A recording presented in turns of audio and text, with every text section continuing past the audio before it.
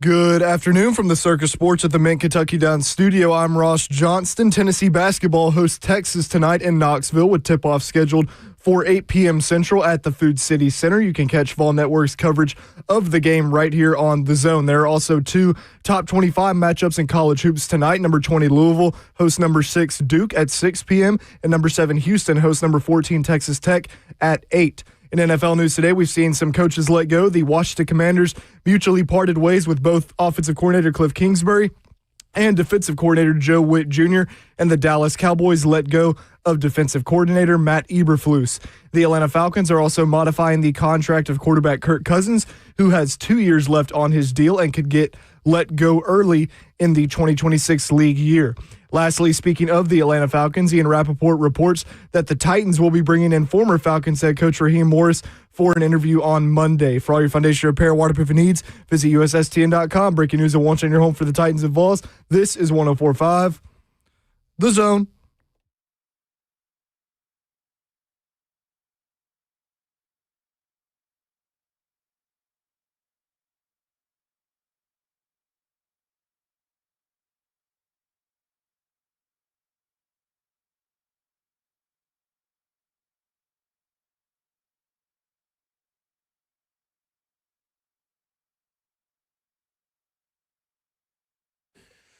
Cover 2 with Blaine Bishop and Zach Lyons here on 104.5 The Zone, powered by all Four Seasons Garage Stores. 615-737-1045 is the number. Coach Mack at 2:20 p.m. today. We'll kind of do a Titans year in review with Coach Mack and what's next on the horizon for the team.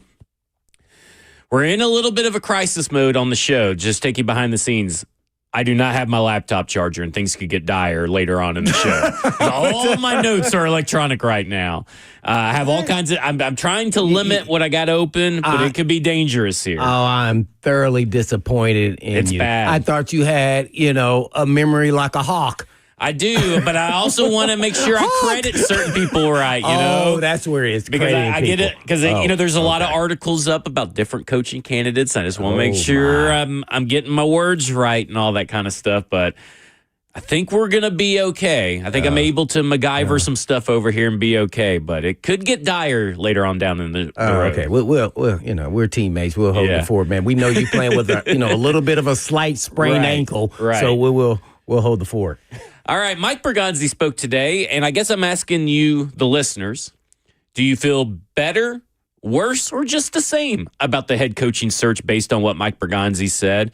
I feel just the same. I don't feel like he said anything revelatory today or anything like that, but it does seem like they're doing they've done their thorough research since the firing of Brian Callahan, like you would expect a competent front office to do, and they are casting a wide search and trying their best. I'm going to use the term trying their best to put their biases aside, because I don't know if you can truly do that and not let bias creep in just a little bit, especially when you have such strong relationships with certain people and certain people that you've worked with. But I would say that I think they're trying their best, because we'll never really know, but trying their best I think is a good way to put it. Yeah, I guess you're referencing Matt Nagy. Yeah, Matt Nagy. Or Mike McCarthy. Yeah, or some of the guys that he's kind of worked with afar. I just don't understand if we really know the extent of their relationship. Yeah.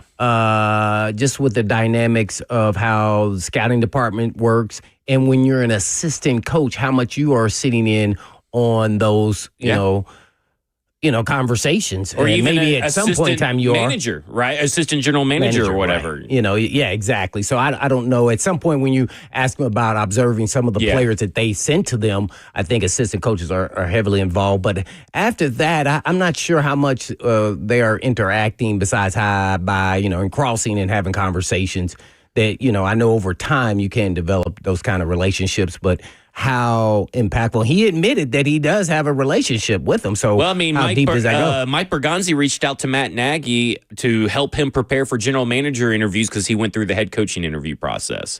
So, obviously there's a modicum of respect there, right? He said that today? He said that was in the Matt Nagy article from last week I was referencing yesterday. I forgot to bring that up yesterday when we were talking about it.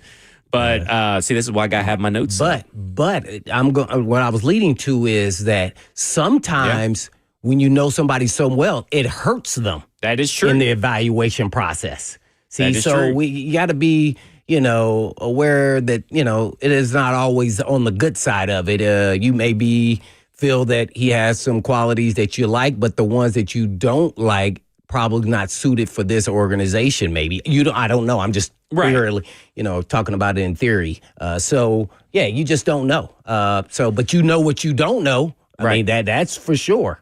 Sometimes when you get into this position of where you get to make decisions, sometimes you like to go outside the box because you want it to be your baby, your thing that you kind of created and was a big part of it. And sometimes that X's out people that you knew who could be a safe play, but maybe I wanted to go out on my own, ledge here and, develop my own team. To your point, I mean, we thought Mike McCarthy would have already been scheduled up for an interview requested, and it hasn't happened yet. At least as we don't know. At far as we don't know. What if Chad Brinker just doesn't like Mike McCarthy? I've heard that, there was a general manager candidate or this and that last year. Remember John Eric Sullivan? And he was like, John Eric Sullivan's fine. But they had a working relationship. But he's fine. There are certain situations where, to your point, the worst of them too, as much as the best. And I will say what's interesting about Borgonzi's situation and Matt Nagy's situation is that Matt knew at least some form of working relationship with Matt Nagy before the head coaching job, knew him after the head coaching job. So how much did he really learn? Did they have conversations about that? We don't know, because maybe they didn't have those conversations. But there is a good chance, I'll throw another name out there. That today they brought up the name as part of their search committee for their head coaching search committee, Dan Saganey. And I was like, who is that? Vice President of Player Personnel. But the reason I'm bringing his name up is that he was with the Browns before Kevin Stefanski got there and all through the 2020 to 2024 season. Yeah. So, and he was a high-ranking, basically assistant general manager, pro personnel guy. So he would know how much Cliff Kingsbury wanted the Deshaun Watson thing. That's a pretty big lie detector. If Kevin Stefanski wanted to kind of skirt the truth just a little bit to put the blame on someone else for Deshaun Watson or put the blame on someone else for something not working out, well, you got a guy in the room that could be like, oh, that's not really how it went down. Here's how it really went down. And when you start kind of looking at some of these candidates, like Matt Nagy, like Mike McCarthy, and like Kevin Stefanski, you got three people on staff that know those guys pretty intimately. And I think that's a huge advantage, whether that means a huge advantage to hire them or to pass on them. Well, I would say it's a huge advantage of just knowing them and who they are. Yeah. And say that. Whether it's good or bad, you know. And you know what you're getting. And sometimes that's a good thing, and, sometimes it doesn't work out even if it is a good thing. Right. So, because you don't know how people change, right? When they get into the head coach. When they get in the head coaching job, and sometimes that change can be short-lived, and then you just revert to back to old habits, right? Yeah. I think that's a big reason why Cliff Kingsbury is out at Washington is because he only had Jaden Daniels under center 11 times, and they wanted to play a little bit more ball-controlled offense. And Cliff's like, I know my system works. We're still going to run my system no matter what. And I think that's why he's out up there. And and what's funny is I go back to an article from last year where Cliff's like, I learned so much. I learned to be adaptable. I learned to take everybody's input. And then this year, he reverts back to Arizona Cardinals, Cliff Kingsbury, and he's like, I know my way works. So, again, that's what kind of scares me about Matt Nagy, right? Or Kevin Stefanski. These guys, even Robert Saleh, can say that they've learned something.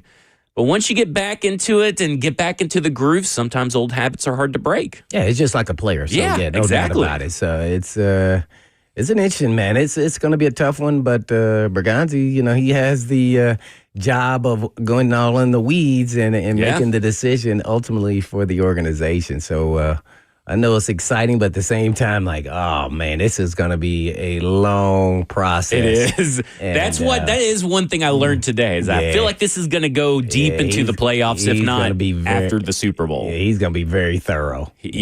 And I think he knows he knows the onus is on him, because we talked a little bit about it on Titans, the Lee Company Titans Countdown to Kickoff.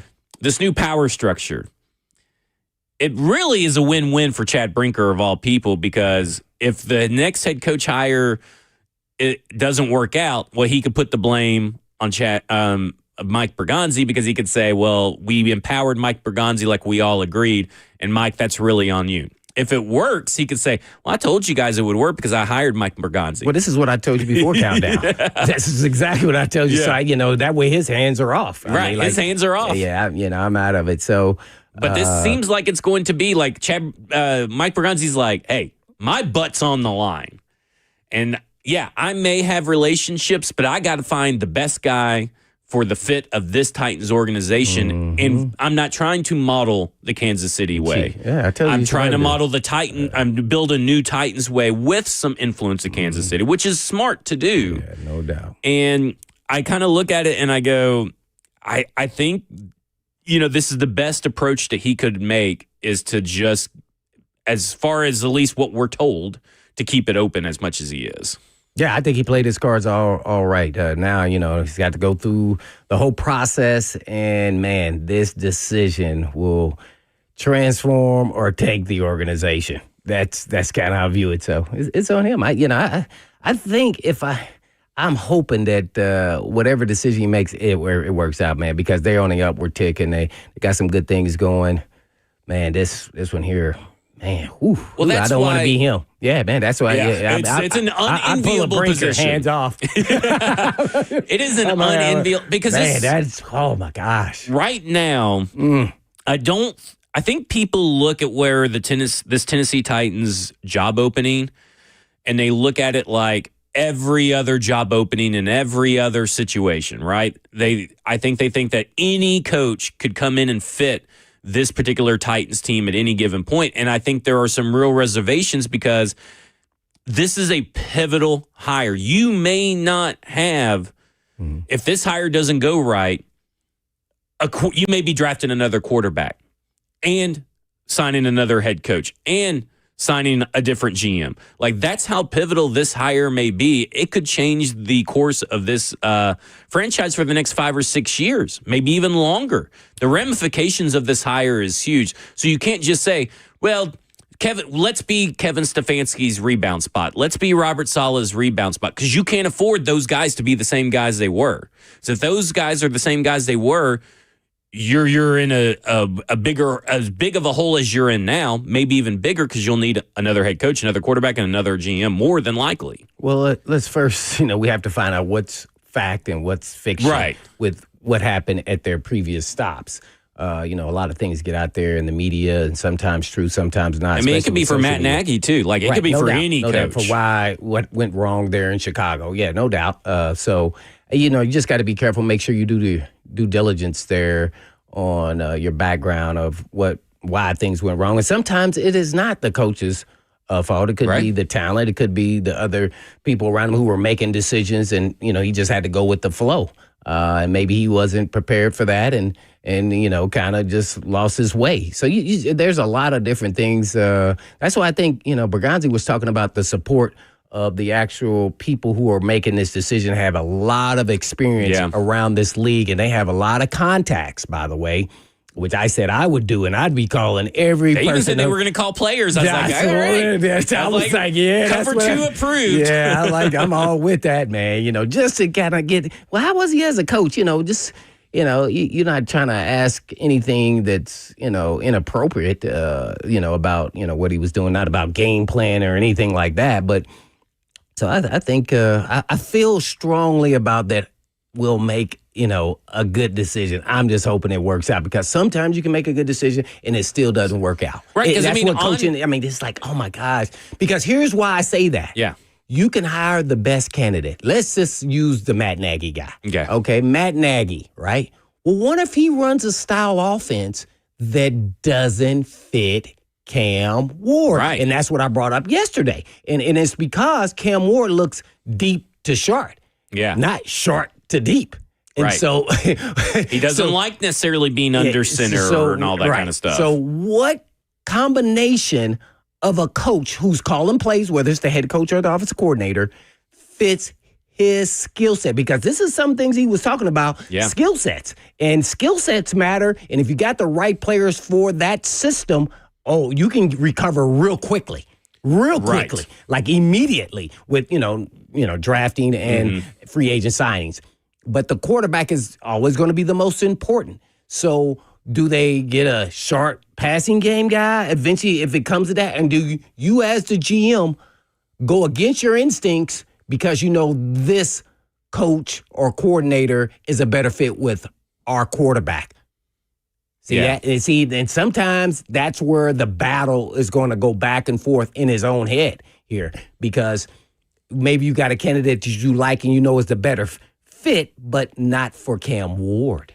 And can you maybe then take maybe supplement that with a support staff that is a good Cam Ward fit? That's the other question. Are they going to be willing to say, hey, we know your offensive scheme really doesn't fit, but we love you as a CEO style head coach. Are you willing to give up a little bit of power to find a scheme that works? How adaptable? Because you can go back to the Deshaun Watson thing with Kevin Stefanski.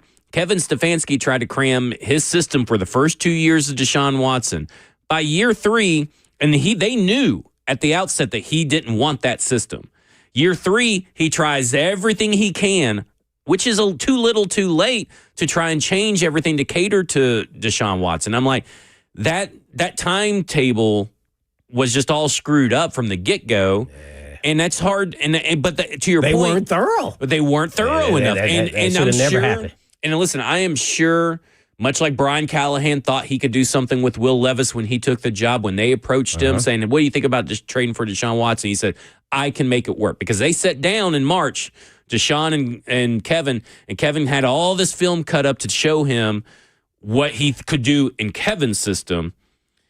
And so obviously he thought, well, I can make Deshaun work in my system. And that's not necessarily going to happen for every time Kevin Stefanski has a quarterback or anything, or any time you hire. The larger point is to your point, how adaptable is the coach?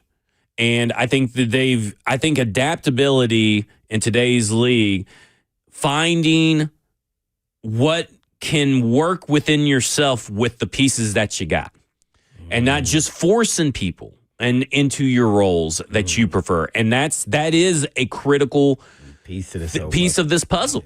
We'll talk more about that because I want to talk about what Mike Bergonzi said about first-time head coaches versus experienced head coaches. He talked a lot about accountability. I think that's our 2026 buzzword this year for the Titans offseason. It went from collaboration to patience over panic to accountability. So we'll talk a lot about that. This is Cover 2 with Blaine Bishop and Zach Lyons here on 104.5 The Zone.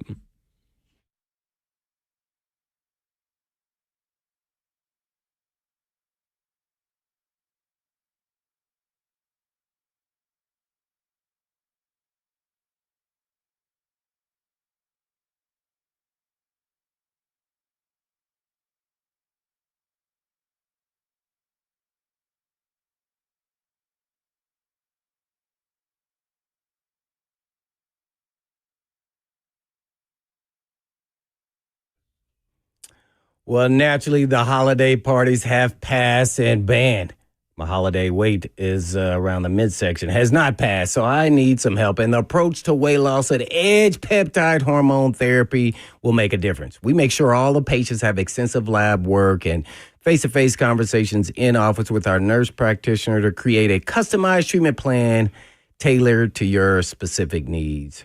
They use U.S.-based FDA-audited compounding pharmacies because knowing where your peptides come from always matters. You get to enjoy also access to their in-body scanner to track weight loss and make sure you're maintaining that muscle mass, as well as you get to lower your A1C, keeping your cravings in check. Boy, do I have that. And prioritizing protein and having someone guide your journey from start to finish.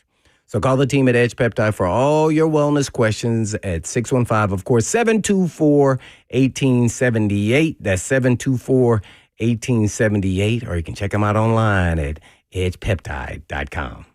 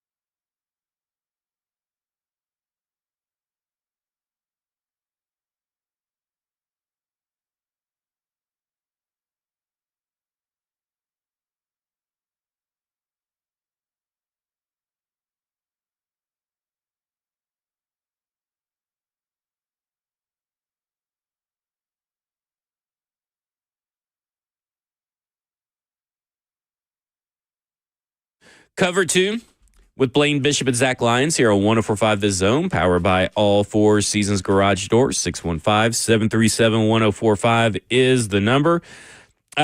Confirmed interview times or interview days. Vance Joseph will be Wednesday, January 7th for a Zoom call that can last up to 3 hours. Matt Nagy will be Thursday, January 8th, Zoom call. Lou Anarumo tomorrow, Wednesday, January 7th, Zoom call. Raheem Morris will interview in person Monday, January 12th, and Kevin Stefanski will interview Saturday, January 10th, also in person. Mike McCoy is going to interview. Don't know when he's going to interview. They announced that today. PK.com had that. And then Steve Spagnuolo has not been scheduled up yet, and his would be a Zoom. So that's where it's at right now. He knows Spags, too. He knows Spags. I mean, that's one name that I kind of forgot throughout this whole thing. We talked about the very outset, like when Brian Callahan got fired, we mentioned his name, then I just totally forgot about it the rest of the way. Well, it's kind of easy to forget. Yeah. Let's talk about Mike Bergonzi, and he talked about the first-time head coach versus experienced head coach. This was today at his press conference earlier. I mean, we've certainly, gone over that a lot, and there's some first-time coaches that really do well, and there's some, former head coaches that have done it before, so they've gone through it. There's nothing like sitting in that chair, right, for the first time. There's so much more responsibility as a head coach than being a coordinator or calling plays, right? So what you really have to do is a lot of background research on these guys, which we've done, and we have a lot of people like myself that have been in the league a long time, and we know people in every building. So you're asking guys that worked for these people, that worked with them, that worked above them. We've reached out to players just to see how that leadership is in the building. But it's hard really to tell until they get in that chair. But you can do a lot of research and work in terms of, how do they present themselves in the room? How do they hold their players accountable? How do they hold their staff accountable to take the next step to be the head coach? So those are two things that we do look at, the former head coach that has been through it, and what are the mistakes they made, and have they learned from them? We look forward to bringing these guys in here and taking them through a thorough interview process. And listen, that's all great, right? I mean, that's what you kind of want to hear, but here's the issue. He says it right there in the middle of that whole thing. Once you get in the chair, you don't know what's going to happen. Mm-hmm. And that's the thing, is like we were just talking about the changes. Like, you can read an article that says someone has changed, and then you can go look at the actions on the field, and after a couple a season or a season and a half, they're just right back to their old habits, so they didn't really change. And so it's nice to hear that, hey, this is what I would do differently, or this is how I would change. But once you get back into that chair, do you really change? And that's the big worry and concern. And listen, there's risks and concerns with almost, I'd say 99.9% of the candidates. Oh, absolutely, yeah. Because you don't know what a new head coach is going to be in a first-time role. But that's kind of like, he's keeping it very open in my mind. And I hope that is the case, and I hope that they do cast a wide net. So far, not an inspiring list of names, but that's just so far. We're probably in quarter one of a 4-quarter game. Yeah, he said he didn't have a number on the list as far as candidates, so I'm sure it's going to be a wide net. I would like to ask the fans, they want to give us a call, 737-1045 The Zone. That is, do you want a coach that has experience, or would you go all in? Yeah. Let's make the fans the GM. Would you go in with experience, with no names? Yeah. Say experience as a head coach, or a first-timer, whether it's offense, defense, coordinator, whatever, but it's a first-time head coach. Which one would you hire? You get a lot of new excitement from someone with no experience. Oh, if you go with a coach that has experience, let's just say that was Mike McCarthy, you'd be like, probably not a lot of fanfare and people jumping up and down, but maybe sometimes that's the way to go. You just never know which way this can go. I mean, if you pick a coordinator and it becomes the play caller, is he still going to be the play caller? Right. Or he's just going to be the CEO? So it's kind of interesting dice. So do you want experience or first timer? Yeah. I mean, man, that's a tough call considering where we're at. I mean, you can say you want to start from the Because beginning. you got to look at where Yeah. you can't just look at the Titans job like your standard, like everything's fine in Titans land, and this is a normal NFL job. This is not a normal timeline, a normal roster. This is a below average roster with a quarterback that you think is the franchise quarterback. Ascending, That is ascending. And you also have a lot of other young players that need developing, and you're probably going to get even more young players. So what is it that you are looking for in that next head coach to maximize what they're going to be given compared to other NFL jobs? Because let's be honest, Giants have the better roster. Yeah. But they also have a lame duck GM, and they haven't had a lot of success, and you don't know what Jackson Dart is. But that defense is ready-made. Right. Cleveland Browns defense, ready-made. Titans don't have But I'm going to tell you one thing. ready-made. Most coaches don't think I'm going to a lame duck GM. They think I can go in there and fix it. Or at least I'll outlast them. Right. Yeah. all I was going to say before I field these phone calls, because our phone's blowing up, is that like the league recently has showed that both ways work, but it's more on the side of the new coach, right? Like y'all tell me if I missed somebody, the only vets I can think that are like retreads or whatever recently are Vrabel and Jim Harbaugh. Sean Payton. Sean Payton, yeah. I mean, Andy Reid's been around a while, so he doesn't Yeah, but really like count, you look at like, Mike McDonald this year, Ben Johnson, first-time guy. Liam Cohen. Dan Campbell's relatively new still. D'Amico Ryan's relatively new. Kevin O'Connell. Like, it's shifting that way, but there's still a couple examples of a guy that's been there and done it before coming back and having success. Yeah. And so like Kevin O'Connell's a great example because I feel like he could go coach on any team, right? And still have somewhat success. All right, so I would love to sit down if I'm the Titans and ask their brass about how did they go about making that decision. Ooh. Yeah, see, that's kind of what I would be doing for my dirty work. Research you need to be doing. So you just want to just see and get all the different ones that you say, man, these guys were first-timers. What made you take him? What made you say, we're going to take a risk on this guy? Yeah, because I think he's still a great, like, they've won, 8 games this year, 9 games? Yeah, and they didn't even know I think they completely was. Missed on their quarterback in the draft with McCarthy. Like, that is very impressive. And he showed the same when they had, like, Josh Dobbs and all these guys starting in that 1 year. He is a floor setter. Right? Like, I mean, it's kind of like Mike McCarthy. You feel like you're going to win at least at the very maximum 7 or 8 games, no matter what the roster looks like. And Kevin O'Connell, for those that may not know, he only called plays as an interim offensive coordinator when Jay Gruden was fired and Bill Callahan took over at the Commanders for Jay Gruden, and he became the play caller once Jay Gruden left. So he wasn't an experienced play caller when he got the job. That's why I would love to know what made him go. So, like, I mean, because for every, and I see this all the time, for every, Mike McDonald in a hiring cycle, there's, a Brian Callahan. Yeah, right. And for every kind of coach like this, there's that kind of coach. And that's what makes it like, we can sit up here. Was it just luck, or did they use something that they measured and said, the probability is he's going to have more success than we think? Yeah. I mean, and then, we talk about adversity all the time, right? Like, what kind of adversity did you experience? And we're talking about a guy that was coaching at the Commanders where they fired a head coach. He got thrust into play calling duties in the middle of a season and all that kind of stuff.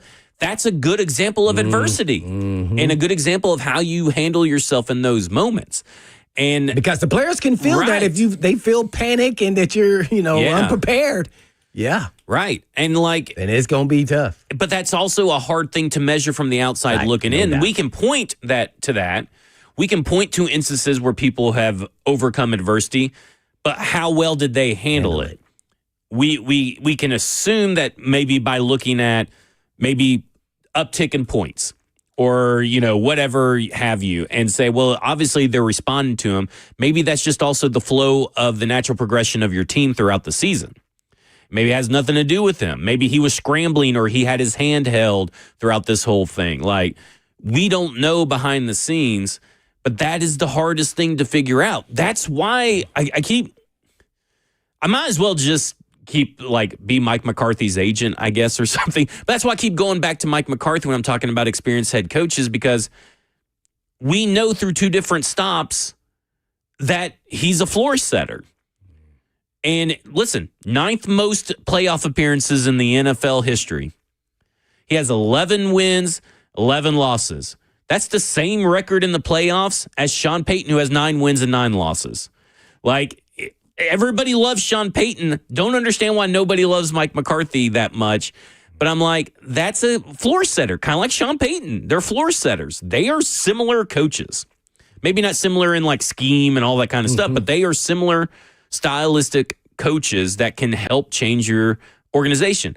But I also don't want to leave out and ignore a newer head coach who can maybe be supported by an experienced staff, because Brian Callahan was not supported by an experienced staff. And I think you got kind of lost in the sauce in the hiring process of, okay, this is a new guy with new ideas and a breath of fresh air, but what does his staff look like? That's the second most important question, is not only who's your head coach, who's your staff? What are you bringing over, and what can you actually guarantee? That's the other thing. You never know what a coach can guarantee or not, because someone may be, he's like, well, I'm going to bring this guy as my offensive coordinator. Well, he's getting promoted offensive coordinator, and now you can't bring him. You know what I'm saying? Like, it happens all the time. Let's go to the phones. Let's go to Alex. Alex, you're on with Cover 2.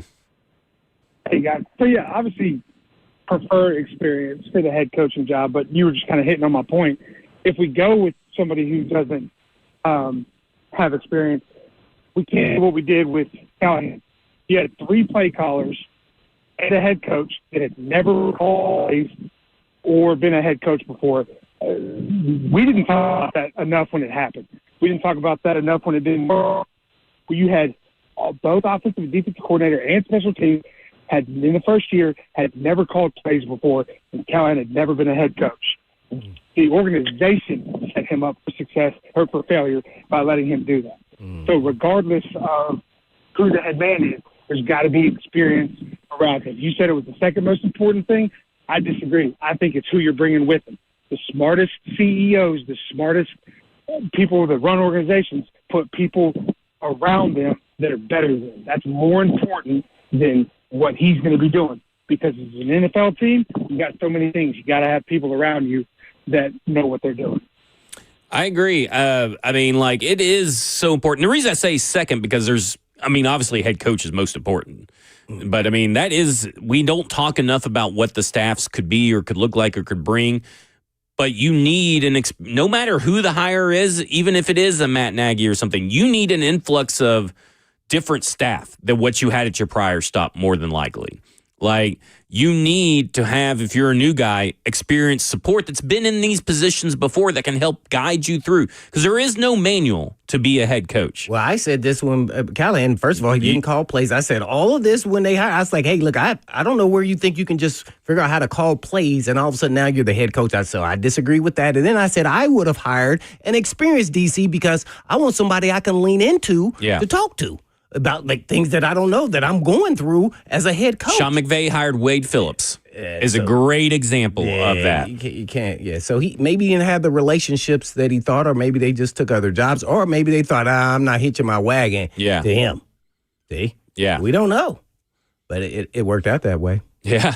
I mean, but you're right. I mean, if you're Chris Shula, for example. Mm-hmm. Now, Jeff Hafley's a little different because he's been a head coach. But if you're Chris Shula, for example, you've never been a head coach. You've been with one organization your entire time in the NFL. Now, there's been a lot of coaches that have came through the Rams organization, so you can build up some relationships. We don't know what relationships he's built up outside the organization. But the number one question is, who's the head coach of the offense? Because you're defensive. Who are you bringing on as head coach of the offense? Is it Nate Schillhouse, who draws plays, who may be the next Liam Cohen? And if you're the Titans, are you comfortable with a first-time head coach who's on the defensive side of the ball, but a first-time play caller?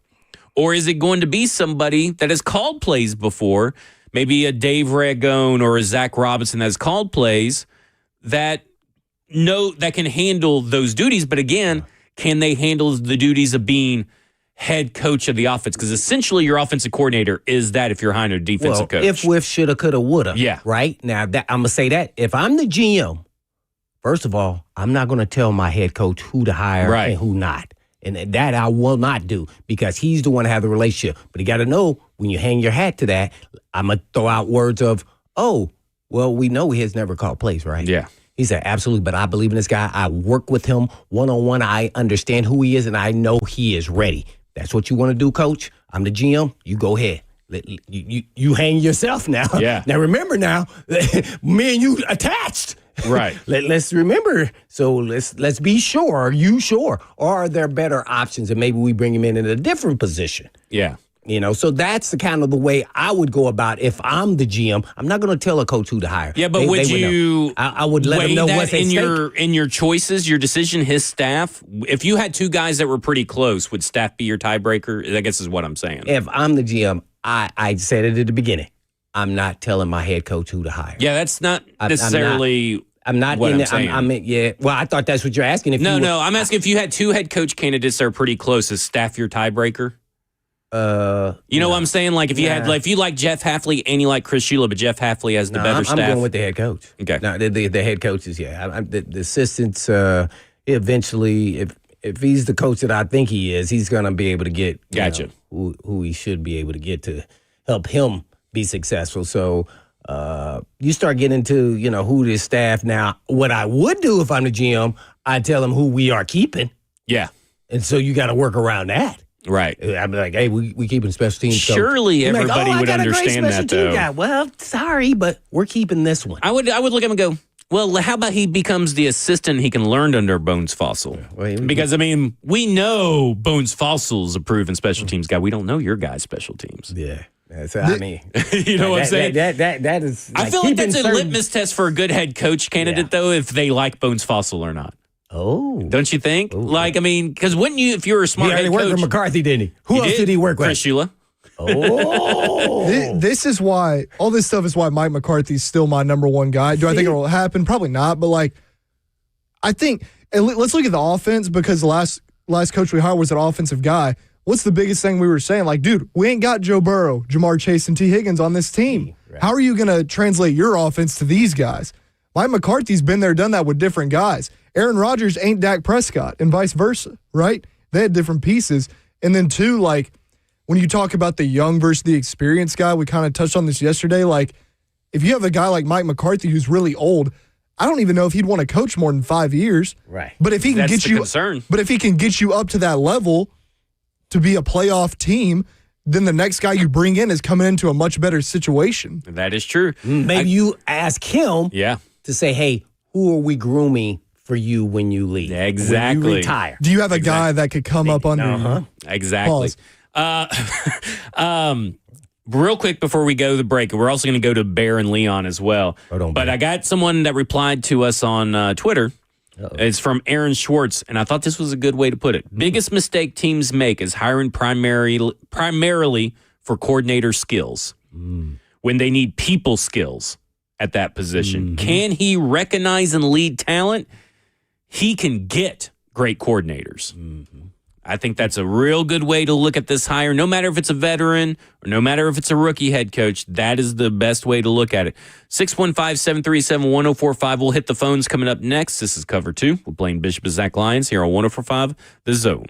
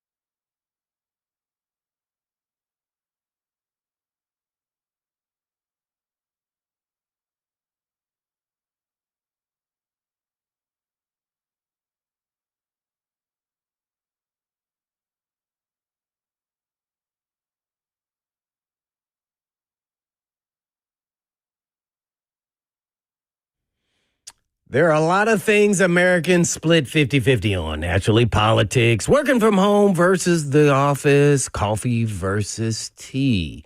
But there's one thing we all agree on. It's Blaine Bishop here to talk a little bit about car repairs and how complex it can be. And your repair only as good as the person under the hood. And most of the problems in fixing your vehicle is the knowledge issue, not someone trying to rip you off. And a lot of techs are not properly trained, so they end up guessing what to do that causes delays in getting your vehicle back, or repeat the same thing over and over again with the same issue, man. You're just so pissed off, right? For around a quarter century, Eurofix has done things differently. And every visit starts with a free 15-minute no-rinse inspection, so you know what's going on before you start the work. Of course, you get the approval of the client, and Eurofix pays its technicians more than any other company does to attract the best and brightest talent around. And Eurofix still fixes European vehicles at below dealer pricing with a 3-year, 36,000-mile nationwide warranty on all the work Eurofix performs. And rental cars are available, but make sure you call beforehand. Locally owned, family run with 5 locations and more to come. And all you have to do is just give them a call at 844-EUROFIX. That's right, 844-EUROFIX, or you can check them out online at myEurofix.com. That's myEurofix.com.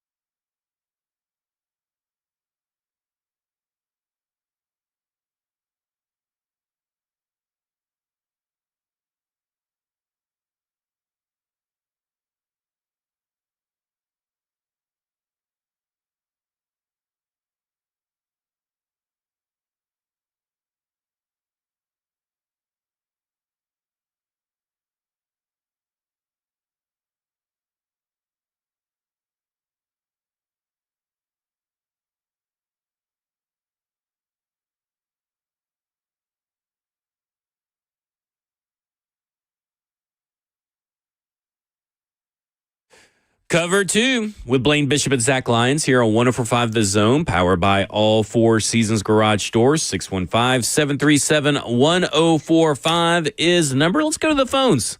Let's go. We're talking about experienced head coach. We don't need a name, but experienced head coach versus a rookie head coach. Which first-time head coach? Like, which would you prefer if you were GM of the Tennessee Titans? I think that's a great question. Names don't matter. Just experienced head coach versus rookie head coach. Mm-hmm. Let's go to the phone. Let's go to Bear. Bear, you're on with Blaine and Zach.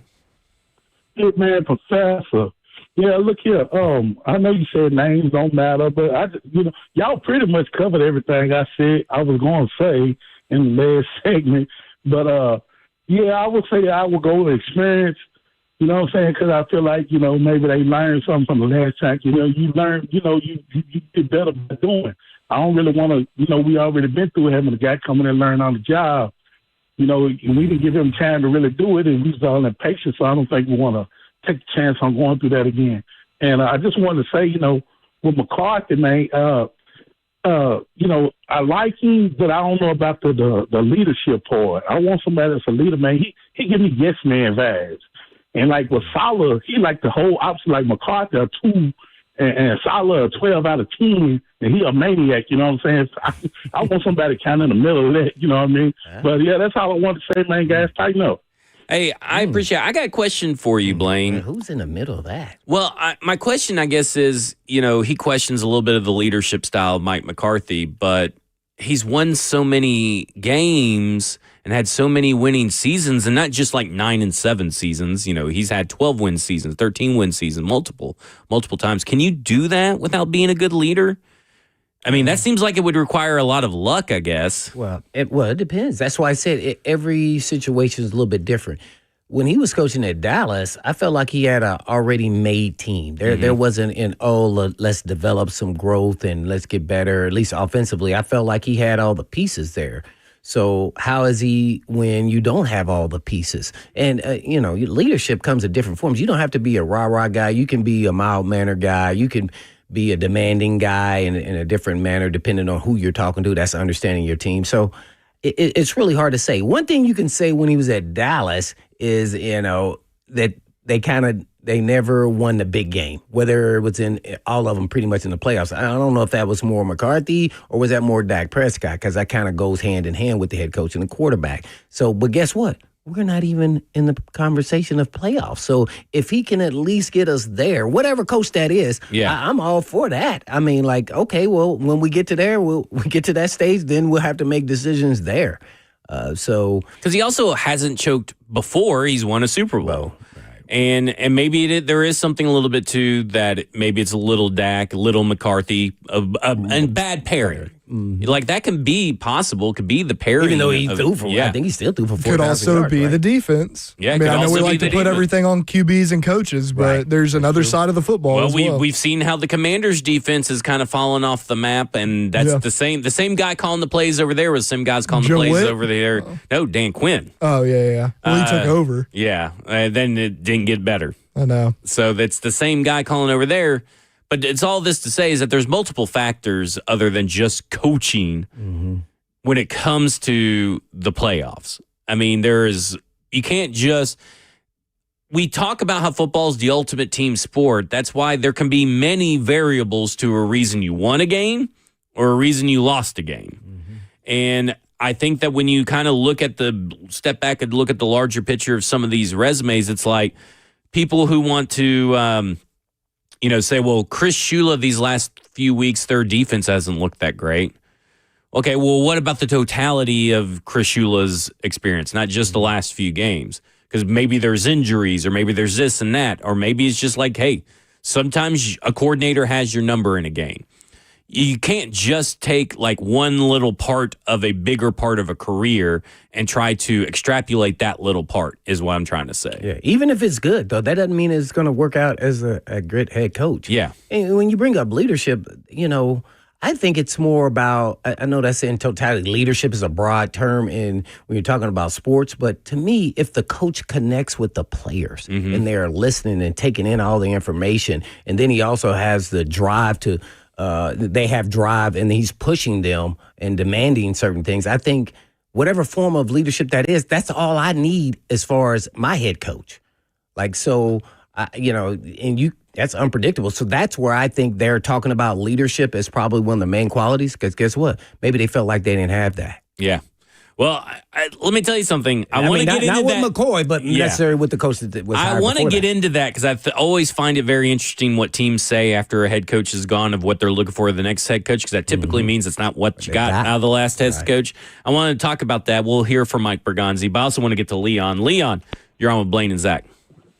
Hey, guys. Thanks for taking my call today. So if I was a GM, honestly, I would much rather go with the rookie head coach, but preferably on the defensive side of the ball. And I would want that head coach to kind of detach himself a little bit and really be the CEO of the team. You bring in a defensive coordinator. I mean, you can put your input and your influence on it, but let that guy run that side of the show. Let the offensive coordinator run that, and the special teams, of course. 2 years ago, I really wanted Mike McDonald instead of Callahan, mainly because I knew McDonald was coming from a really well-ran organization with Baltimore, not to mention Harbaugh's system out there. I felt like that guy was going to be successful, and he's shown it so far out of Seattle. But I would just much rather go with the first-time head coach on the defensive side. Plus, let's keep it real. The Titans organization, we know what we really are. We're a smash-mouth football team. We are blue-collar. We will punch you in the mouth. We will have teams, want to hurry up and leave Nashville so they can take their ice bath, because our most successful runs have all been with defensive-minded coaches with that, hard-hitting mentality. I mean, that was Blaine's team, and then even with Mike Vrabel's teams, I mean, we was hard hitters. So I'd much rather have that type of a head coach, somebody that we know would be blue-collar, would want to come in here, roll up their sleeves, everybody just get to work, instead of having that, kind of cute, fancy offensive coordinator to come in and try to focus only on the quarterback. I'd rather have the defensive guy. Hey, appreciate it, Leon. I mean, he went a little step further. He said, not only am I in on a rookie one, I want one that is on the defensive side of the ball. And I think he made a lot of valid points when it comes down to talking about defensive coaches. Because there was someone today that was in my mentions said, well, I think we were talking about Anthony Weaver, and he said, well, Anthony Weaver's defense wasn't that good this year. And I go, well, Matt LaFleur's offense wasn't that good when he got the job at Green Bay. It wasn't good here at Tennessee Titans. They were ranked at the bottom. I think Vrabel was ranked 31st. Vrabel was 32. Out of 32. I'm pretty sure is 32 out of 32 with Houston in his only stint as coordinator. 1 year. And then, I had another one. I can't remember who it was, but I had another one I threw out there as well. Like, Sean McDermott, towards the end of his Panthers career, his defenses were starting to fall off, and now look at him. Like, I think that's why I go back to Aaron Schwartz's tweet to us earlier today, is hiring primarily for coordinator skills when you really need to be hiring for people skills. How did they handle those down years with those players? Not were they able to, become the number one overall defense with a bunch of scrubs, but what were they able to do to keep everybody together in a down year? That stuff's kind of important. People skills, that matters. And I think it matters to this team because they talked a lot about accountability, stability, conflict. We'll hear more from Mike Bergonzi. We'll hear more from you guys. 615-737-1045. This is Cover 2 with Blaine Bishop and Zach Lyons here on 1045 The Zone. Isn't that a requirement? People skills?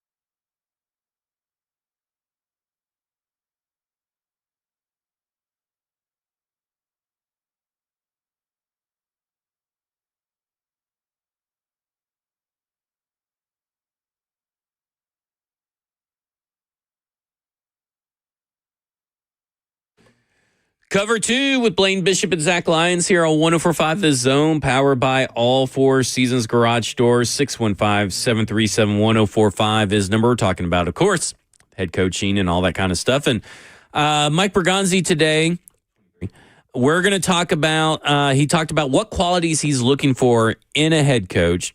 And I think tell me, I guess, after you listen to it, does this remind you of anybody?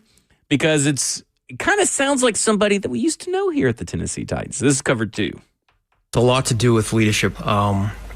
It's having a clear vision, having standards for what you do, and then having that person, not be afraid of conflict in a negative way, but being able to hold people accountable is the biggest thing.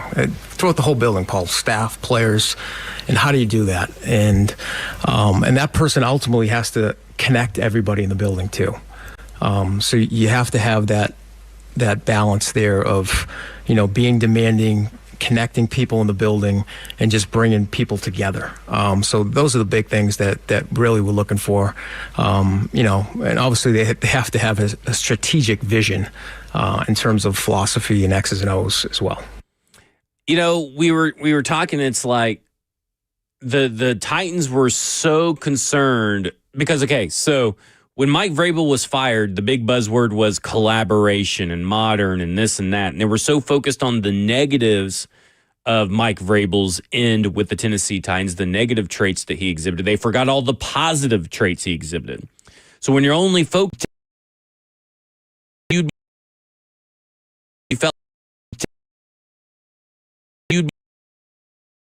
felt looking at this, I just don't envy Mike Bergonzi right now. If you would have asked me last year if you'd like to hire a head coach, Zach, I'd be like, heck yeah, I want to hire a head coach. I think I could do a good job of it.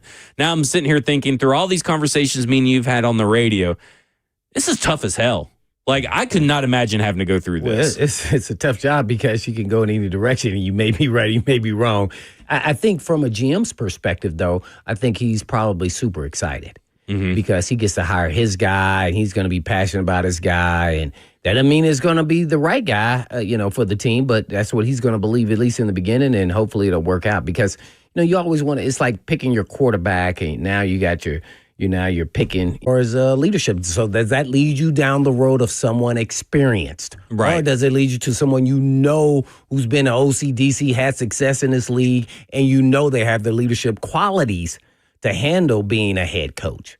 So this is, that's where the tough job comes in and your background checks of, looking into different guys through your relationships with other teams and coaches and administration as well as players. Right. Well, he was also asked on the importance of an alpha personality and the ability to be a leader of men in a head coach. And he said, quote, I think that gets a little overrated sometimes. I mean, leadership can come in a lot of different forms. There's leaders that are more quiet, but they're demanding. The biggest thing is being demanding. You don't always have to be heard, be a big alpha.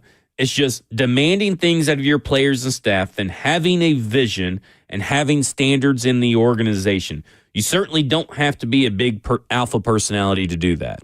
And he is correct in that assessment. Yeah, no doubt. Because, we talk a little bit about Clint Kubiak. He's kind of a quiet personality, right? That's what he really seems in that's what he seems in these press conferences. And he could be totally different behind the scenes. But that doesn't really matter if he's demanding, precise, has standards, and communicates effectively. It's kind of like saying you don't win or lose games because of press conferences. Because if you listen to a Brian Callahan press conference, you would have thought he would have won all these games. Mm-hmm. And if I remember when Mike Vrabel was first hired, everybody in the media hated Mike Vrabel. And they thought, well, he'll never win games because he's bad at press conferences, essentially what they're saying.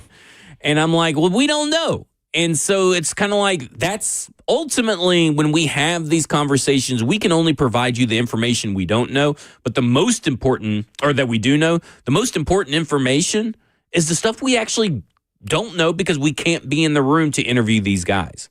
Even though we have offered to have a presidential head coach debate here on Cover 2 with all the guys. Yeah. But we just couldn't really know. Yeah. Like, that's the thing is, like, I think when I hear Mike Bergonzi speak, they've done a load and a lot of research. But ultimately, that's just words on paper. That's words from other people's secondhand accounts. Until you get in front of them and either verify or debunk whatever information you've gathered, even then, you still don't know how they'll be when they're in the seat. And it's a wild proposition. But I mean, hey, that's why you haven't come up with something to tell you this will be a good head coach because of this. I don't know. I'm really your computer must have went out. The only thing I can think of is like history would tell you that Mike McCarthy is a good head coach, but you bring up the biggest question about Mike McCarthy is, okay, well, what's he going to do without a roster like Dallas or a roster like Green Bay? I still think he's a floor raiser, but you raise a really great question. And I think earlier, Ross raised up another good question about Mike McCarthy, and that is, who's the next guy? Mm-hmm. Because he's 65, right? Oh, he old. Doesn't have to be that old, but like he's 65. Well, I'd be worried about like how do you connect with the players now of this generation? Right. That's just a blanket question. That just, how did you connect with those guys in Dallas? And what did you see in some of your, missteps there? Yeah. What were they? Did you have any? Can you explain? And what would you do differently? Do you think your philosophy fits with Cam Ward, and how would you utilize? I mean, these are just basic fundamental questions. But until you're sitting there really hearing him and understanding him, I would be wanting to do face-to-face. I know the Zoom, but Zoom can only take you so far. And I know in the preliminaries you got to do the Zoom and get great. But then when you get start to the second and third and you've kind of narrowed it down, I'll be like, hey, man, we got to sit this guy in face, man. We got to go get him. I'm not talking about waiting till the end and it's the final two. Right. No, I got to talk to him. I still this is just random. I don't know how Callahan charmed them last year, to be honest with you. He has all the word salad. I don't know how coaching, because like how you wouldn't be charmed. And he was with all these quarterbacks. No, I know, but it's like he was on the staff with them. He didn't call the plays. I guess it's. He didn't develop. Here's one. I could bring my dad. He'll be offensive line. I guess coach. It's different when you're interviewing because, like, I feel like a lot of these interviews, I'm not saying the whole process, like, all of it comes down to how someone talks, but, like, you can tell a lot from how someone speaks with confidence. That wasn't his issue at the start of the thing. No, I know, but I'm saying, he killed every press conference. So how could you not figure out how they could easily fall in love? Imagine what he did in the interview. Yeah, but like just his whole tenure as a head coach, just no confidence. That was drained out of him at some point. I mean, that wasn't the start of the Brian Callahan. Like, how is it that much different in the interview? Like, because this is a totally different animal. Like, that's what you have to understand is like. Interviews are so much different. But then he started out sounding like that guy. And even in the loss against Chicago, he still sounded confident at the press conference, that very first loss. But as the season progresses and as another season's added on, it was too much for him to handle. You wouldn't know that, though, because even Robert Saleh tells a great, it's a sad story, but a great story. He talks about there's no manual for being a head coach.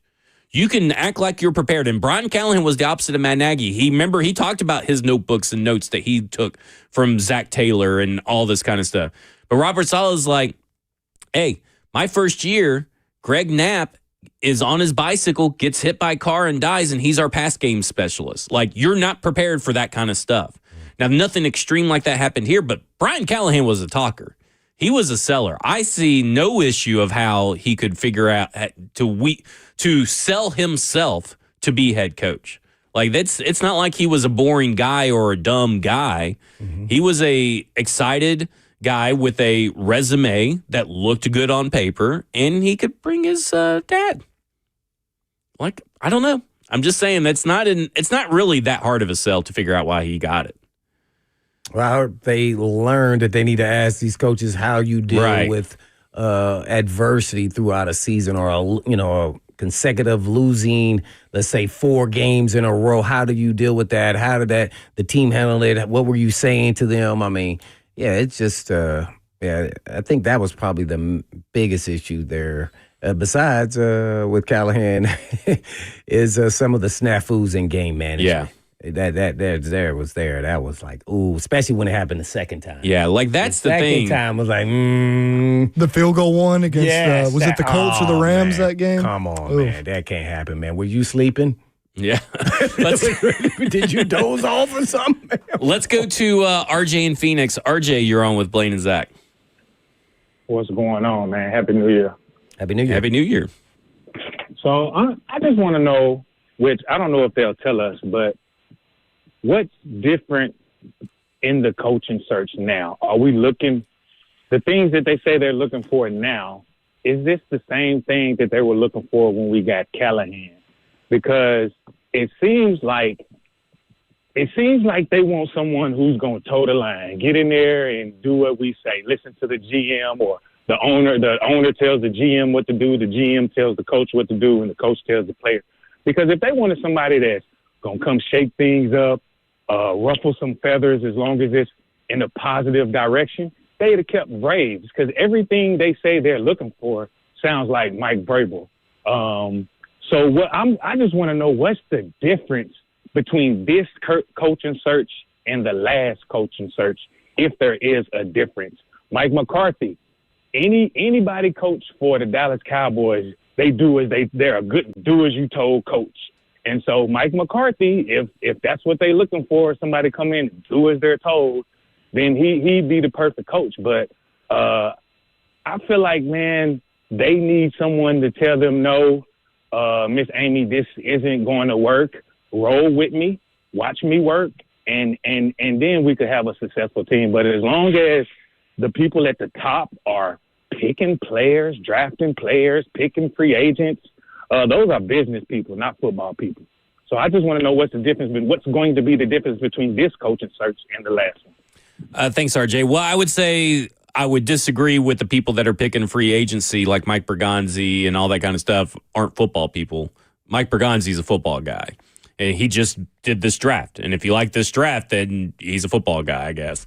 There's nothing in his resume that says he's not a football guy. He grew up as a scout and all that kind of stuff.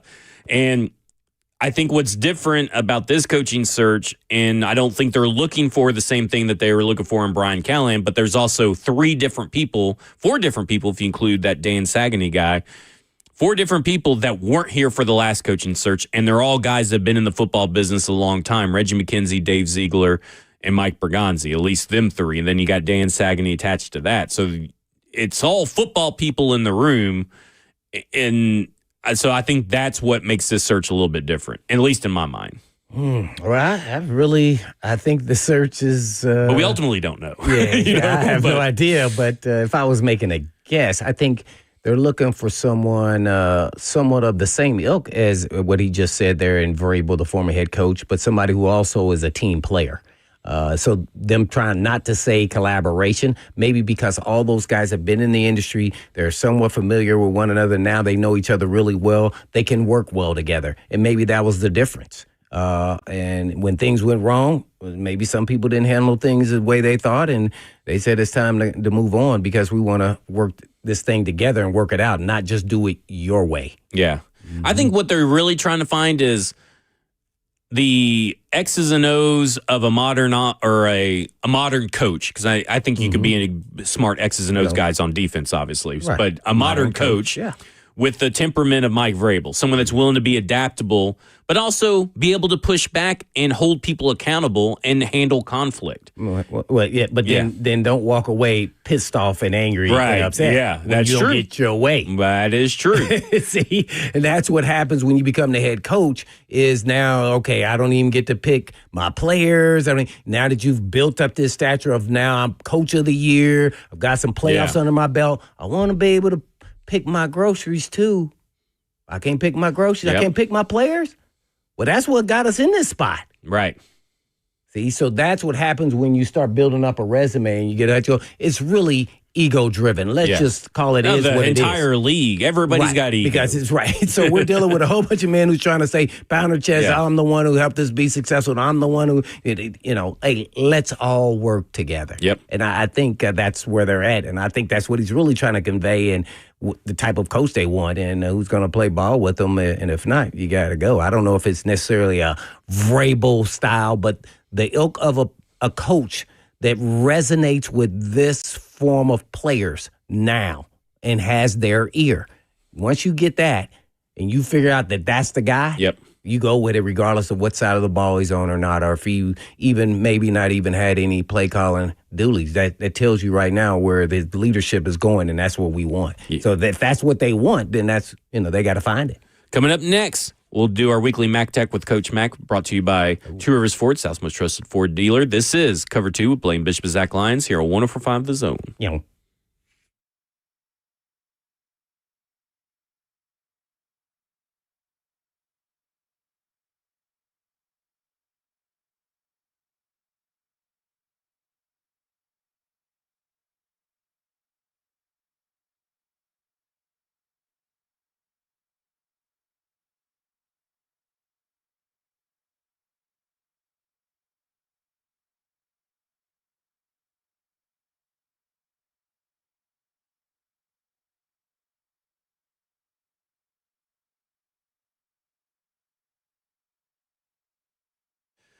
Hey, it's Zach Lyons. If you wear glasses, you already know the struggle. I'm constantly looking for them, waking up blind without them, knocking them off the nightstand. Don't even get me started on vacations. Swimming, forget it. Fogging up, smudges, scratches. My whole day revolves around these things so that I can see. And the truth is, I've been dealing with blurry vision for years since I was a kid. Glasses help, but they're also a hassle. And lately, I've been seriously thinking there has to be a better way. That's when I started hearing from colleagues here at Cumulus who had vision correction done by Dr. Horn at Vision for Life. And every single one of them said the same thing. They wish they'd done it sooner. So I did my homework. I read their reviews and decided it was time. I'm going to have my vision corrected by Dr. Horn at the end of February, and I'll walk you guys through the experience step by step before, during, and after. If you're tired of dealing with glasses, contacts, or blurry vision, don't keep putting it off. Call Vision for Life at 615-436-2020 or visit visionforlife.com to schedule your consultation. I'll keep you posted, and trust me, I'm excited to finally see clearly.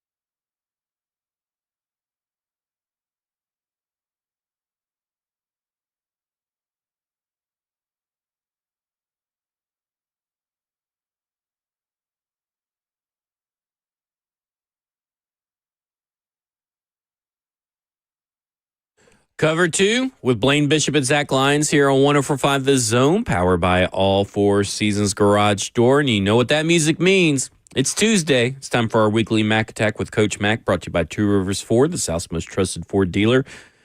And Coach Mac, let's just kind of do a year in review for the Tennessee Titans. What did you think of the progress that Cam Ward has made from week 1, or really the offseason, all the way to unceremoniously getting injured? But what did you think of his whole rookie season? Well, it was a huge learning season for him. I mean, to be a rookie quarterback and to play every snap from start to finish. I mean, he was learning something every week, not only in the ball games, but also learning how to be a pro as far as preparation, those types of things. I like the fact that he pretty much stayed on course as far as being able to navigate the ups and downs of what he went through, and he's still got a lot to learn. But I think he's made of the right stuff to do that. What do you think of the job the staff did? Because I know it didn't translate to wins on the field, but another losing season for a lot of these players that were on this team last year. First time losing season for a lot of the young guys who had success in college. And Mike McCoy and the rest of his staff was able to kind of steady the ship, and it never really seemed like this team was ever given up or this team was ever coming apart at the seams like you've seen other teams do in these kinds of situations. No, and they went through as a group. They went through a whole lot. I mean, anytime you get your coach fired in October, and all of a sudden you've got to revamp, and plus being able to work through not only being a young team, but also then all the injuries that started hitting. I mean, we've talked about this before, and it was just a reality. They were very, very razor thin as far as the totality of talent on this football team, and especially when you start hitting different areas of the team all together at once, and it culminated in the secondary being decimated, and that's really hard to compete for 60 minutes in this league when your space game back there has got problems. Let's say I needed you to give a message to fans of hope, like what about this season could you maybe tell them and say, hey, next year, here's something that maybe you can look at as a sign of hope for you? Well, you got a young quarterback. You got one of the best defensive players in the league, and plus you had a really good contributing draft class. That's extremely important. And I think what Mike Borgonzi and his group did with that first draft class, if they can add on to that. I mean, this is not an immediate fix. It wasn't. We knew it was going to be like that, but the fact that they were able to still be able to maintain and put together some decent football during the course, even though they may not have had enough to complete a game and win a game, you could tell that there was progress going on every week. We're on the phone with Coach Mac for his weekly Mac Attack, brought to you by Two Rivers Ford, the South's most trusted Ford dealer. Well, Coach Mac, talk a little bit about, from your head coach experience, as well as been on a lot of staffs for a number of years, the job Mike McCoy really did in the, somewhat the middle of a season, early in the season, I guess, to kind of convert and get his style, get to know the players and the style of play that he wanted. And then the players also adjusting to that whole deal and hearing from a different voice. That's much harder than people think. Just kind of take us through that and what you thought about the job that he did. Well, I thought he was really, Blaine, I thought he was a steadying force. He really was, because first of all, he stayed true to himself, who he was. He was very, very genuine. He'd been a head coach before, which, sometimes gives you a little bit of an insight into how hard it is. Look, I talked to him quite a bit during the season. I was an interim head coach. Being an interim head coach is a different world. I think he did a really good job of pulling a staff together and also pulling the players together too. I was at every practice. You never even got the sense that they were saying, you know what, we're going to throw our hands up in the air because this year we just don't have enough people to do it. You never ever got that sense, and to me that's a big thing. And he was a good, constant, steadying force. When he took the thing over, and at least he calmed the waters a little bit. because that's very, very, that's an upheaval when your head coach gets fired and everybody else is uncertain about what's going to happen. He really steadied the ship and did a nice job. Man, last couple of games there, I envied you guys up in the booth with all the change in the roster there, man. How difficult was that when you got to go through it and start memorizing different guys' names and, with different, numbers and sometimes same number with a guy. So that was kind of interesting, just kind of following that. Yeah, well, I mean, we've all of us that are up there, with Taylor and Rhett and myself, we've got a big board that has all the players on there. Of course, for both teams. Right. But at the end of the year, there was a lot of marking through and writing in other names. I mean, it was a weekly challenge, and I had a insight. We get to be at practice every day, so you start to learn who they are. But sooner or later, there's a lot of different people out there in a lot of different numbers. And you're right, but that was the situation. You have to study a little bit harder during the week to get prepared for doing that, but it was definitely a challenge. Yeah, no doubt about it. Coach, now, is there any story you can tell us? I was listening to the guys talk about, Snead kind of disappeared and said he was going to come back in the locker room and things of that nature. Any funny stories on, checkout or, the last day of the locker room clean out day that you can recall that would be nice for our listeners? Well, that's a clean out day, especially when you don't make the playoffs. Mm-hmm. And the finality of it, that it's over. It's always it's hard. Yeah, it really is hard because the reality of it is that with those last exit meetings, and when they give you a bag and you put all your stuff from your locker in it, that you may never be back in there again, and some of them may never be back in the league again. That's a hard time. It really, it really is. And I think the brutal reality of the National Football League, it's always evident during the year with a lot of things that happen, but the finality of a final ball game when you're not in the playoffs, there's a lot of uncertainty to it, and people forget that players are people too, and they've got a lot on their plate, other than just worrying about, what they're going to do the next week as far as when they're playing.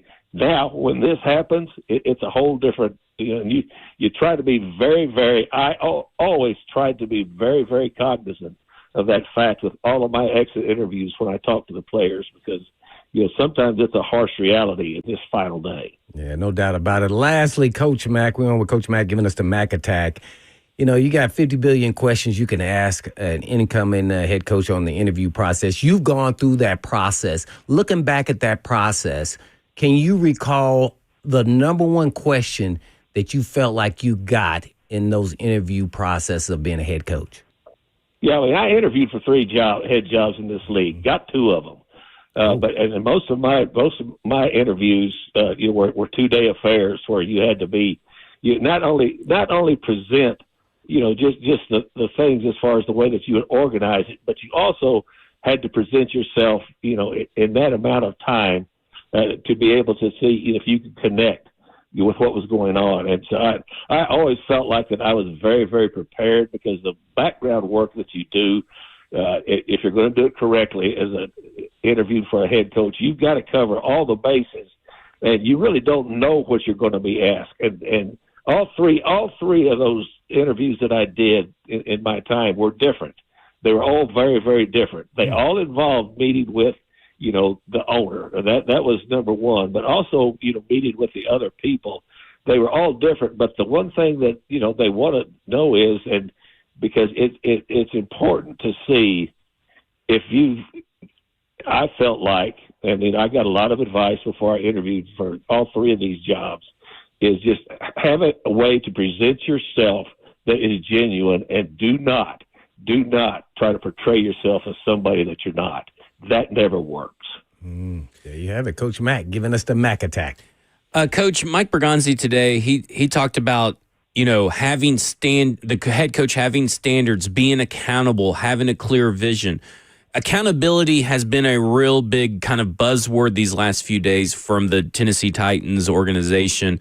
What does that necessarily mean from the head coaching perspective? Like, what is accountability in terms of a head coaching trait?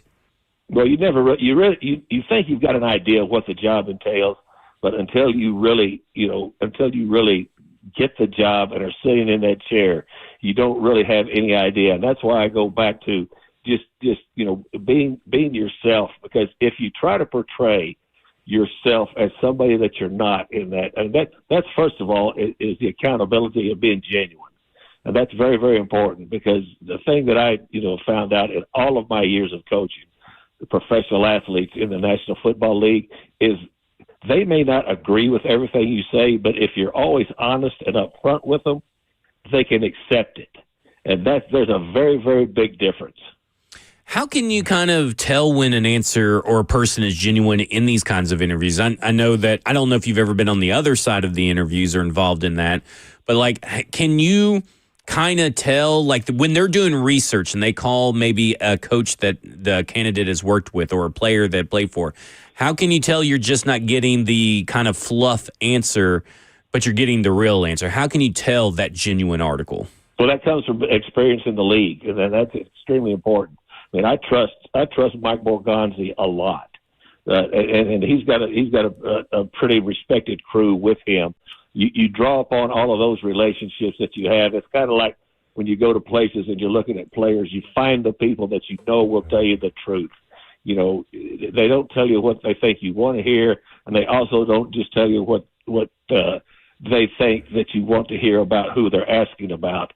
But that comes with experience. That's why I think the Titans are in great shape with Mike Borgonzi and his group that's leading this search. Well, there you have it. That's Coach Mack here for his weekly Mack Attack, brought to you by Tours Ford, the South's most trusted Ford dealer. And Coach Mack, we look forward to covering the entire 2026 offseason for the Titans with you. Absolutely, guys. Looking forward to it. See ya. See ya. Hey, Coach. All right, coming up next, we'll go to your phone, 615-737-1045. This is Cover 2 with Blaine Bishop and Zach Lyons here on 1045 The Zone.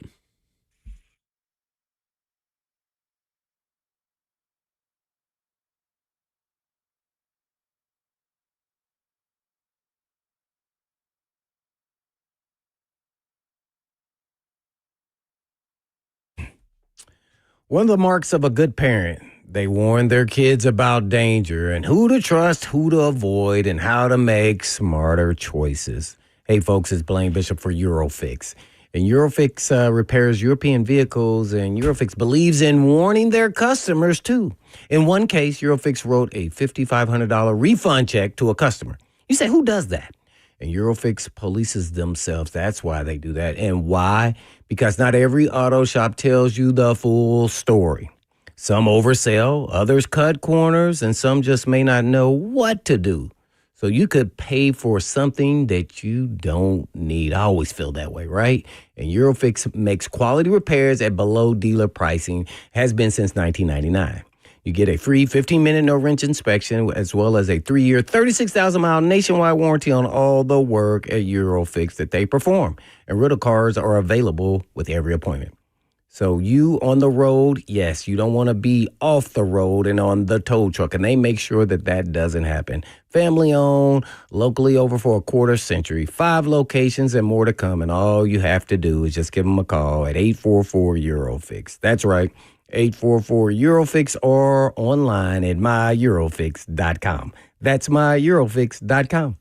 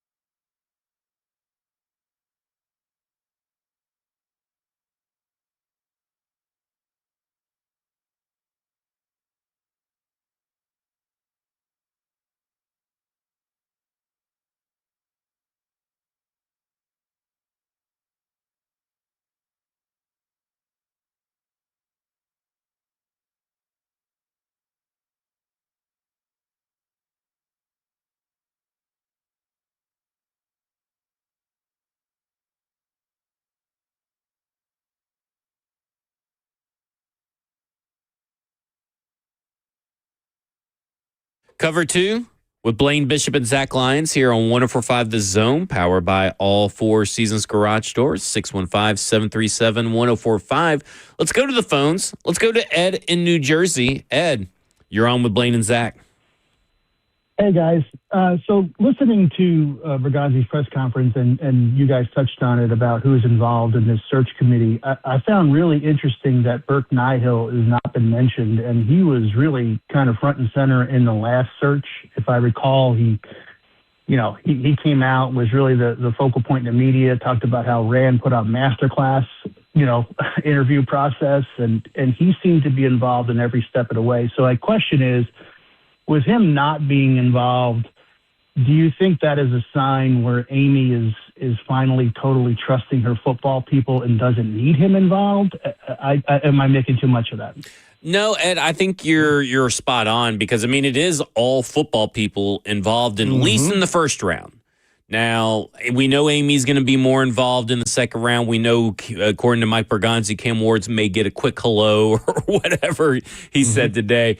But it is all football people, and it does seem like Amy is kind of, I guess, staying true to her word, where after last season, or I guess at the start of last season, is when she kind of said she's going to let the football people do football people stuff.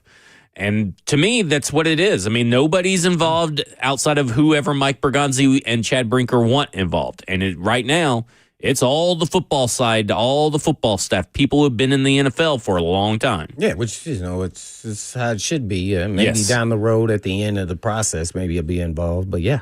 The guys know football, yeah. And I think that's the best way to go about it. You did hire a president of football operations and all that kind of stuff. Like, let the football people do football things. It's one of the things we pounded the table for was to, so far, maybe they're listening to the show. But we said we wanted Mike Bergonzi to lead the search, and we wanted the football people to do football things and be involved. Maybe they're listening. Maybe they're just. I think you said that part right there. But I do think that that is a good sign that at least maybe you won't have influences that don't matter to the football field. And I think that when you kind of start letting the new stadium influence who you may hire, or public perception influence who you may hire, is when you may kind of miss out on other people because you didn't think they were marketable enough. And I think with this kind of team right now, all you got to do is win games. So hiring the best, winning games is what is marketable. That is what fills up your stadium. So you just got to win games, and to win games, you got to have football people run the show. Yeah, then you go into that stadium, and then bang. I might be late on my prediction. Move into the stadium, and they're going to go to the Super Bowl and win it. That was my prediction. I'm still sticking by it. And maybe you need to take a bulldozer down and maybe buy some more time or something over there. Yeah, man, I never know, man. They can have a quick turnaround. What team had a quick turnaround this year? The Jaguars, the Bears, the Patriots. Okay, a very long list. So it can happen.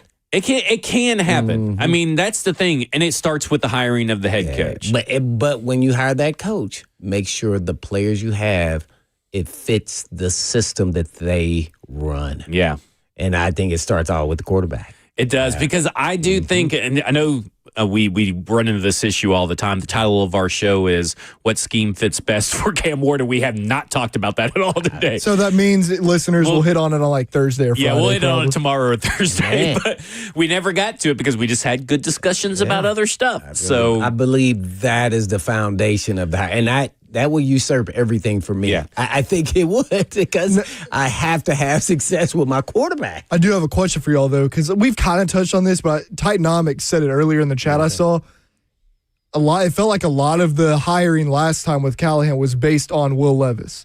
And I get it, quarterback means a ton. And hindsight, that didn't work out. But we thought Levis was going to be the guy. We probably have a little more confidence in Cam, but do we want this to be not all in for Cam, but primarily about Cam? Or do we want it to be primarily about the team? Well, I would say that most of these systems, offensive line is kind of your next big concern of do the pieces you have fit? Because I kind of look at Cliff Kingsbury's scheme, the air raid scheme. Your offensive line has to be quick, has to be in shape, has to be able to handle being able to be spread out on the offensive line, not kind of like close together. There's a lot of different factors with the air raid offense that Cliff Kingsbury likes to run on top of the factors for the quarterback. So I think you can do both. Like, I think that the system that you find that fits Cam Ward should also in turn be able to fit most other offenses, because most offenses have a lot of overlap. But it is about the progression, the reads, the blocking scheme that are the real big differences in my mind.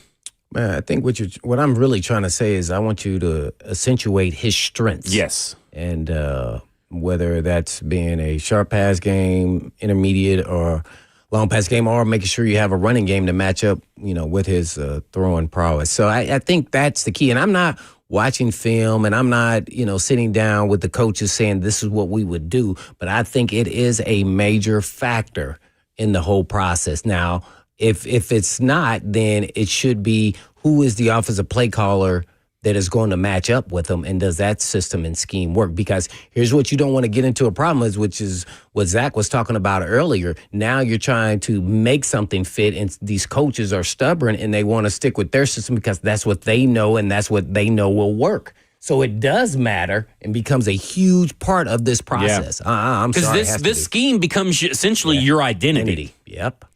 And you got to have buy-in from the players, of all players, on the scheme, or you're going to have issues when it comes down to game day. And when I say that, now you can go in the opposite direction, but if you want instant success immediately and being the best team, you got the players must fit the scheme in the system, or you have to adapt as coaches and see if they And will. at the same time, you still got to develop Cam Ward. Not only are you accentuating his strengths, you got to develop the weaknesses. You got to work on those weaknesses at the same time, because eventually defenses are going to figure out one certain way. That was the big issue over at Arizona with Kyler Murray and Cliff Kingsbury, is that defenses found his offense by the end of the year predictable. And that's why you kind of have what they call the cliff, is that because he became predictable. And when you're in shotgun, the majority of the time, that kind of makes you a little predictable. Yeah. So you got to be able to work on Cam Ward's strengths and the situated strengths while also trying to develop them so you could be multiple on offense as well. Yeah, and see, to me, I thought Brian Callahan gave them word salad with Levis. Now, he didn't know a lot about him personally, but when you watch the tape, you say, okay, he has all the traits that can be a good quarterback. Yeah. Now, the one part you can't, observe from film is what's in between the ears. Yeah. And so that was the issue. And you always have to be somewhat cautious that you got to have some support around the quarterback as far as scheme system and then implementing the players. 100%. And that's you don't, obviously, I'm not saying you want to neglect any of that because you can't.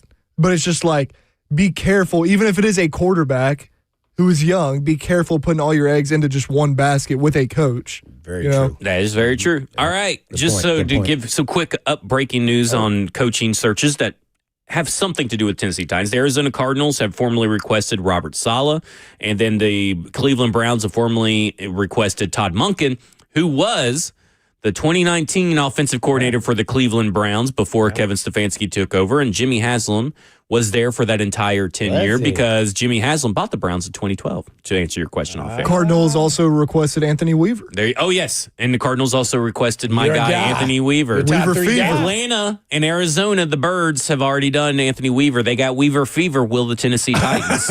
Blaine, he put him at his number 3 spot, and then everything he was saying, I was like, sounds like he's your number 1. Yeah, he ended up number 2. It is number 1. It is. All right, we'll talk to you guys tomorrow. 3HL's up next. This is Cover 2 with Blaine Bishop and Zach Lyons here on 104.5 The Zone. And in the meantime, and in between time, peace. And weave.